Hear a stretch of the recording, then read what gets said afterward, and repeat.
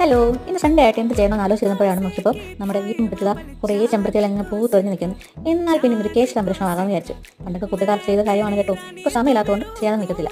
അങ്ങനെ ഞാൻ കുറച്ച് ചെമ്പരത്തി ഇലയും കുറച്ച് പൂക്കളും എല്ലാം കൂടെ ചാടി പിടിച്ച് എടുത്തെടുത്തു.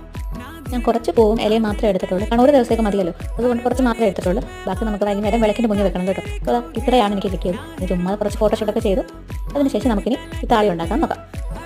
എല്ലാം കൂടെ മിക്സിയുടെ ജാറിലേക്ക് എടുത്തിട്ട് ഒരു കുറച്ച് വെള്ളം ഒഴിച്ച് ഒരു രണ്ടടി എടുക്കുക. നമ്മുടെ സാധനം റെഡി ആയിട്ടുണ്ട്. ഇനി നമുക്കിതിനെ തലയിലോട്ട് തേച്ച് പിടിക്കും. കുറച്ച് മെനക്കെട്ട പരിപാടിയാണ്, പക്ഷേ എന്തായാലും സൺഡേ അല്ലേ, ചുമ്മാ പ്രത്യേകിച്ച് ജോലിയൊന്നും ഇല്ലാത്തത് കൊണ്ട് കാര്യമായിട്ട് നമ്മുടെ മുടി ഒന്ന് സംരക്ഷിക്കാൻ നോക്കി.